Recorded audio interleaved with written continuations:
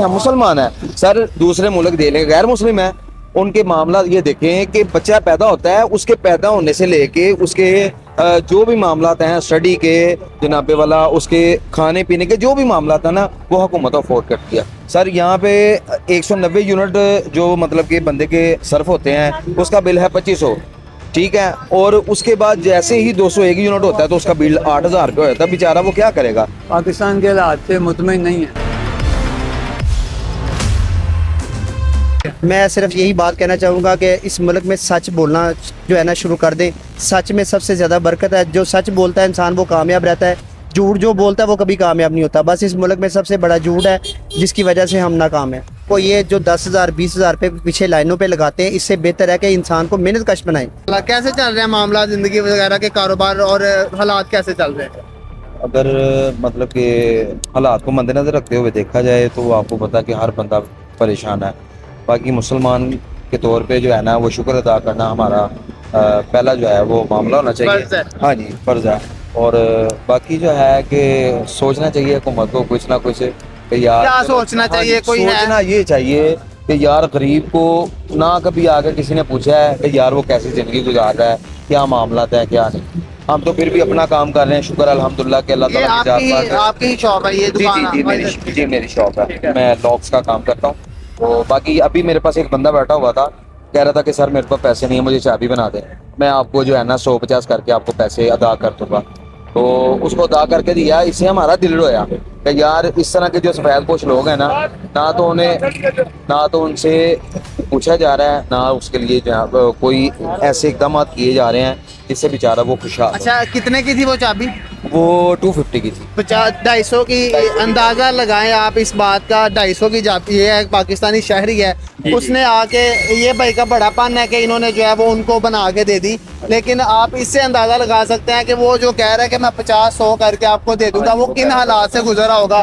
तो इसका जवाब कौन देगा? उस अगर सफेद पोश था आया, इन भाई को मैं इनकी तारीफ ही करना चाहूँगा। तो सर इसको कितने और लोग हैं जो बेचारे जब उनके तक कुछ नहीं पहुंचता तो फिर हाथ भी उनको शायद आगे करना पड़ता होगा। सर इसका सबसे ज़्यादा जो जिम्मेदार है ना वो हमारी हुकूमत है, ठीक है, कि आप बेनिफिट्स जो है ना वो प्रोवाइड करें आवाम को।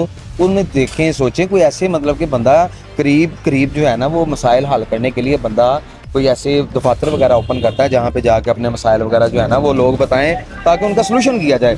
सर यहाँ पे 190 यूनिट जो मतलब कि बंदे के सर्फ होते हैं उसका बिल है 2500, ठीक है। और उसके बाद जैसे ही 201 यूनिट होता है तो उसका बिल 8000 रुपये होता है। बेचारा वो क्या करेगा। जिसकी 20,000 आजकल ऊपर लिखा भी आ रहा है कि वजीर आला की जानिब से 3000 रुपए डिस्काउंट। क्या करेंगे वो? क्या है 3000 रुपया?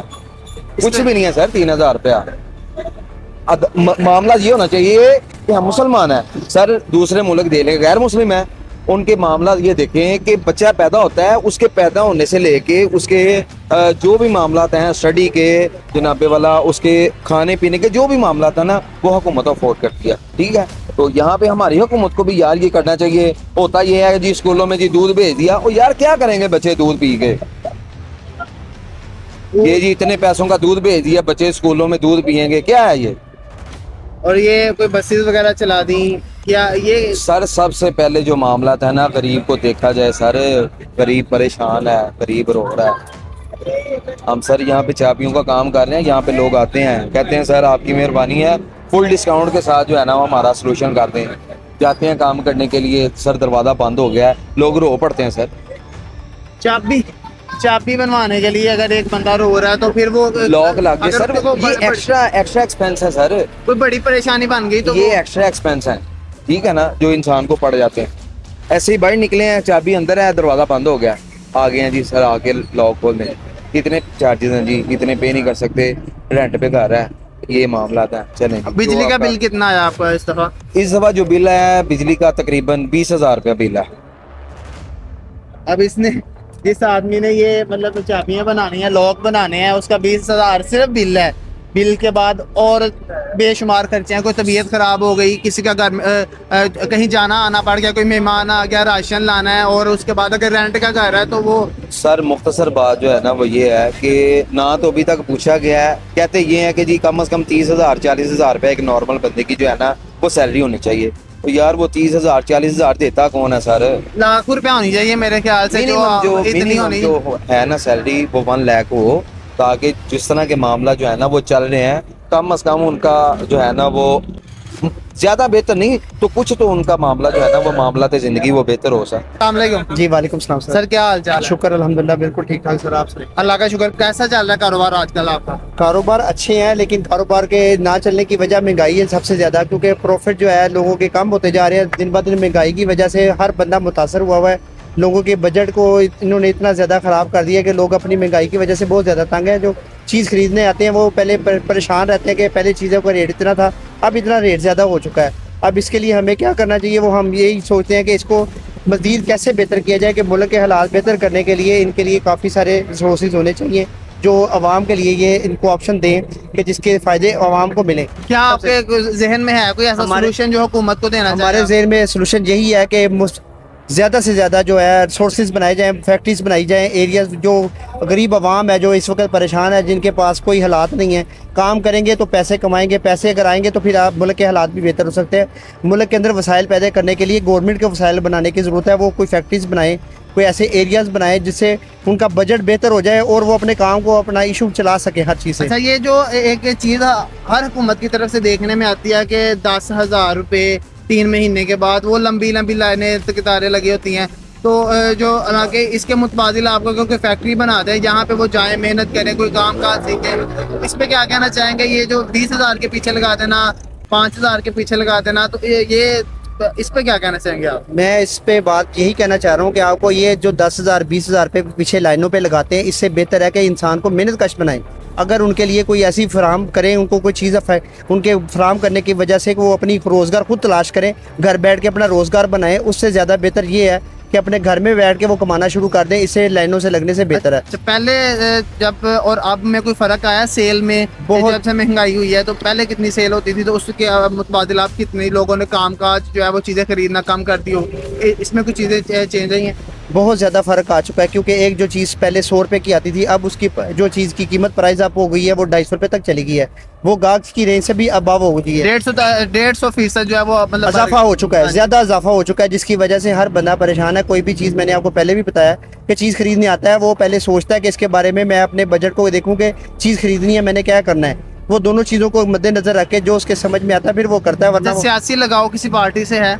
सियासी हमें पार्टियों से कोई लगानी, हम तो कहते हैं या कि था, अब नहीं है। हमें शौक यही है कि हम जो है ना सिर्फ निज़ाम मुस्तफ़ा पे चलें, नबी पाक सल्लल्लाहु अलैहि वसल्लम के साथ तरीक़ाकार पे चलें, जो उनका बनाया हुआ असूल है उसके मुताबिक हम चलेंगे तो सबसे ज़्यादा बेहतर हमारा मुल्क भी तरक्की करेगा और हम लोग भी सब दीनदार हो जाएंगे और बुराई से भी बच सकते हैं। हर चीज़ से हमारा इजाफा होगा, तरक्की होगी। अगर हमें दीन पे चलाने की ये कोशिश करें, दीन पे चलने पे लिए हमारे लिए कोई रिसोर्सेज नहीं है, यहाँ पे कोई नमाज की पाबंदी नहीं है, किसी किस्म का ऐसा कोई इफेक्ट नहीं है जो मुल्क में हमें बेहतर बनाने के लिए। जो नौजवान नस्ल तबाह हो रही है मोबाइलों के ऊपर, अगर आप उनको कुरान पाक सिखाने की कोशिश करें, को काविश करें जिनसे वो दीन सीखें, उससे उनको बेहतरी आ सकती है।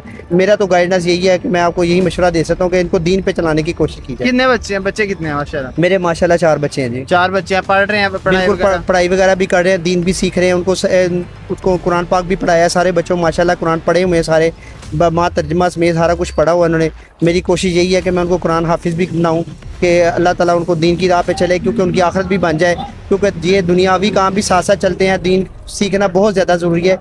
इनसे हर चीज़ का इंसान को पता चलता है कि मुल्क में कैसे हालात हैं, माँ बाप की इज़्ज़त कैसे करनी है, हर चीज़ को तरक्की भी मिलती है, क्योंकि दीन में तरक्की है, बाकी इन चीज़ों में तरक्की नहीं है।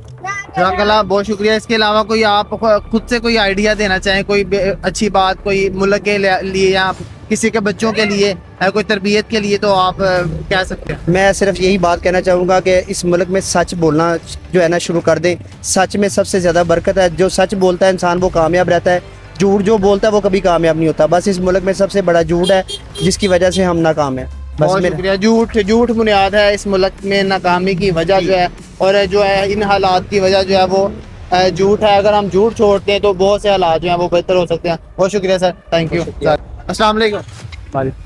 क्या हाल चाल है? ठीक है अल्हम्दुलिल्लाह। कैसा अंकल जी चल रहा है मामला जिंदगी के? ठीक चल रहे हैं? शुक्र अल्लाह पाक दा। अल्हम्दुलिल्लाह, जिस हाल में भी अल्लाह ताला रखे खुश है। ये घर वगैरह सारा अपने जो है दुकान घर अपना ही है? नहीं ये दुकान वालदा जी, जी वालदा जी आप रेंट पे ली हुई है आपने? कितना रेंट दे रहे हैं इसका? का दे रहे हैं। घर वाली गल है उन्होंने मतलब कि अच्छा, मतलब वो अच्छा ताल्लुक है दोस्त की वजह से, बाकी सेल वगैरह सारा कुछ ठीक हो सकता है। और वो मोटरसाइकिल ते लिया उन्होंने थोड़ा जिहा उत्थे बैठा रही मोटरसाइकिल ते लिया के ठीक है, मोटरसाइकिल पे जो ले आते हैं वो सारा सिस्टम जो है वो सारे बाजार में पता मोटरसाइकिल ते लिया था। कितनी देर से यहाँ पे आपकी दुकान है? दुकान ते दादा ही पहले, फिर वालिद साहब सन, फिर हुन मैं आ गया। बड़ा पुराना आपका जो है वो ताल्लुक चल रहा है। पाकिस्तान के हालात वगैरह उनसे मुतमिन है, सारा ठीक चल रहा है? पाकिस्तान के हालात से मुतमिन नहीं है नहीं है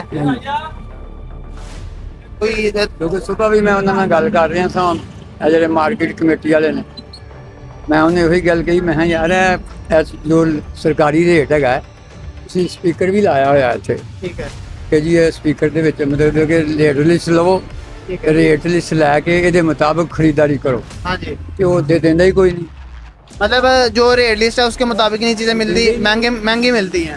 ਦਿੰਦੇ ਹੀ ਨਹੀਂ। ਉਹਨਾਂ ਨੂੰ ਮੈਂ ਕਿਹਾ ਤਾਂ ਕਹਿੰਦਾ ਜੀ ਸਾਨੂੰ ਇਹੋ ਹੀ ਆਰਡਰ ਹੈਗਾ, ਬਸ ਇਹ ਜੋ ਅਸੀਂ ਮਤਲਬ ਕਰ ਰਹੇ मतलब रेट लिस्ट ही नहीं दी उन्होंने आपको? ਹਾਂ। ਉਹਨੂੰ ਕੋਲ ਲਿਆਈ ਦੀ 20 ਰੁਪਏ ਦੀ ਰੋਜ਼।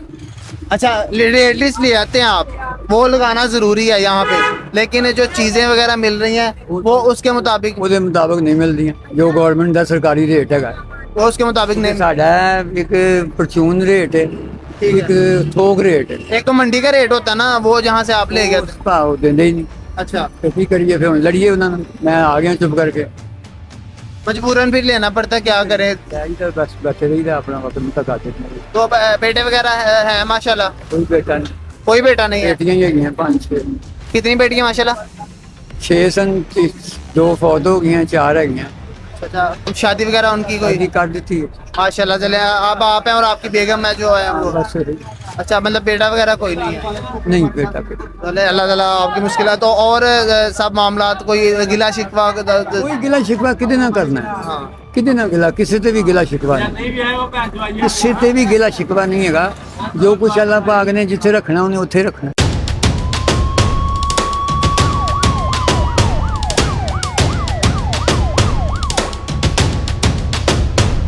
मज़ीद अपडेट्स के लिए सब्सक्राइब करें हमारा YouTube चैनल आम अवाम।